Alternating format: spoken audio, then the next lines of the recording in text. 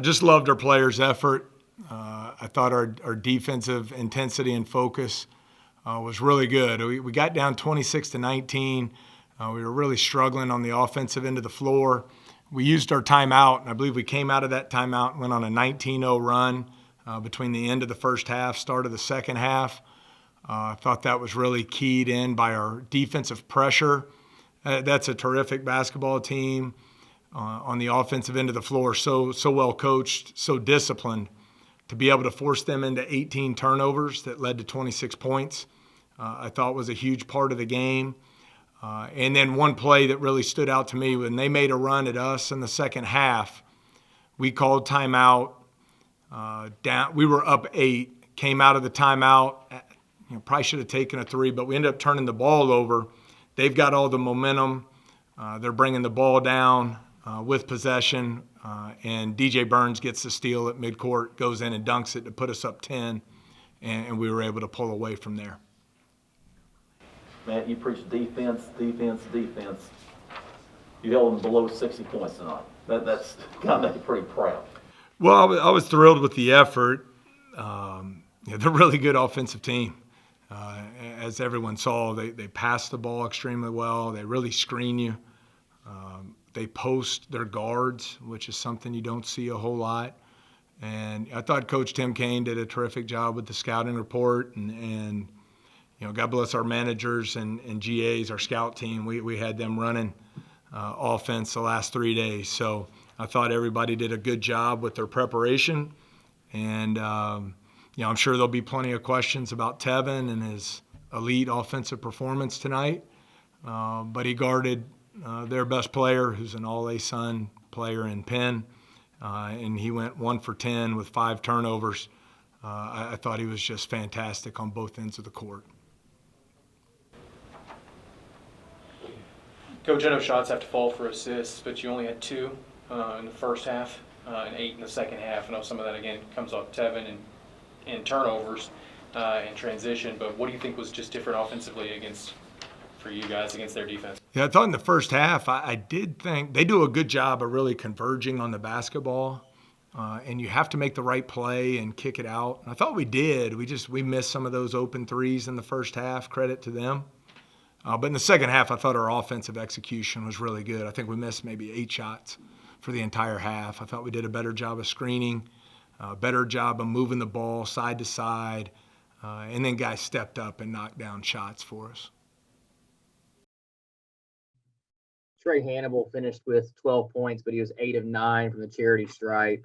How much do you want to see him be able to get to the free throw line, considering, what he's able to shoot there and use that kind of size to his advantage in attacking the paint? It was fantastic, Adam. He drew 6 fouls tonight, really aggressive getting to the basket.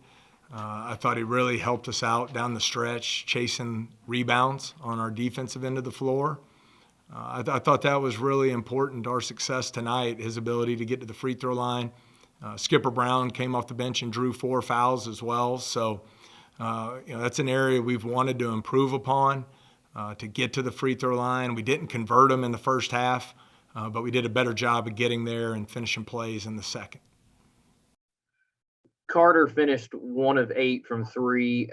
He had 6, I think he shot 6 in the first half. How much do you think that was maybe him trying to force it a little bit, trying to see that fall, at least one? I didn't think so, Adam. I'll have to go back and watch the film. I thought they were all pretty wide open, catch and shoot threes that we want him taking, and I really believe he's going to knock those down. I think the box might be wrong. He made a layup also somewhere in there, but I was happy to see him make that last one. Hopefully get back rolling. He's shot the ball really well all summer and fall, so I want him taking those every time. Man, I agree. I didn't think y'all took very many bad shots in the first half. How important do you think that last one for Carter was going forward to get that one to go? I don't know. I mean, I'm glad to see one go in for him and hopefully build on that. But I thought that we made the right plays. We just didn't convert in the first half. So I want them taking those shots. I want our guys to play with great freedom and confidence at the offensive end of the floor. Coach, Juice looks extremely, you talk about confidence, he looks extremely confident running the offense. What did he do in the offseason to get him in this position to be just upright and so physical to end one, Yeah. especially in the second half? I'm really proud of him. I mean, it's early. There's still a long way to go, but he's been so much fun to coach. Really, from the first day of workouts in the spring, he's worked extremely hard. He invests as much time in the facility as anybody we have. He's been very coachable. I feel like he's excuse me, bought into everything we're trying to do. He's a monster athlete, as you see, and he'll shoot the ball better from three. But I think he's just been doing a terrific job running our team, and then been really good at the defensive end as well. So really happy for him because he's put in the work, and happy to see him having great success out here and leading his team. Coach, I'll piggyback off of that a little bit. It feels like Justice has really started to understand the playmaking aspect a little bit more, but not just him. The team as a whole, the passing feels really well. The playmaking just feels like it's there for the team despite the assist numbers from tonight. What do you think's been the biggest thing to kind of get the playmaking up a little bit on the team? Yeah, I mean, I think that's how we try and run the program, build it on unselfishness at the offensive end of the floor, making the right play.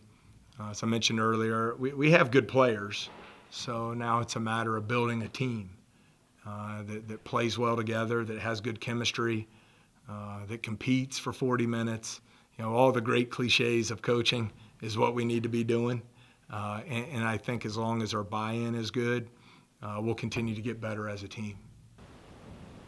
Matt, one thing I'm noticing about the stats, 26-7 points off turnovers in favor of you guys.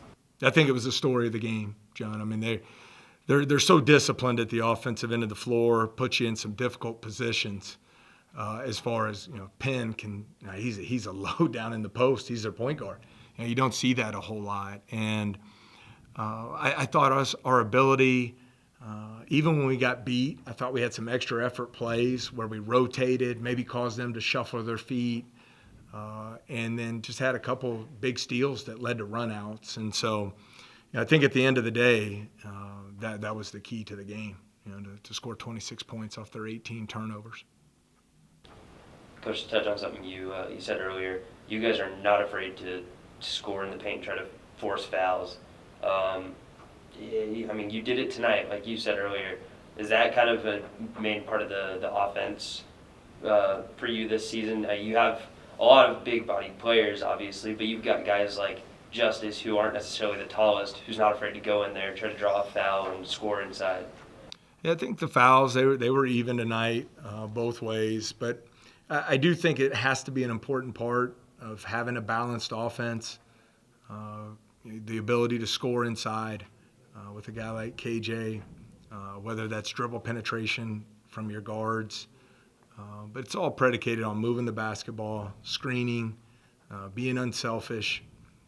And if you're able to get the ball into the paint and have a paint presence, you hope that leads to free throw attempts, which I thought Trey did a really good job of getting to the line there in the second half. And we did a much better job converting at the free throw line.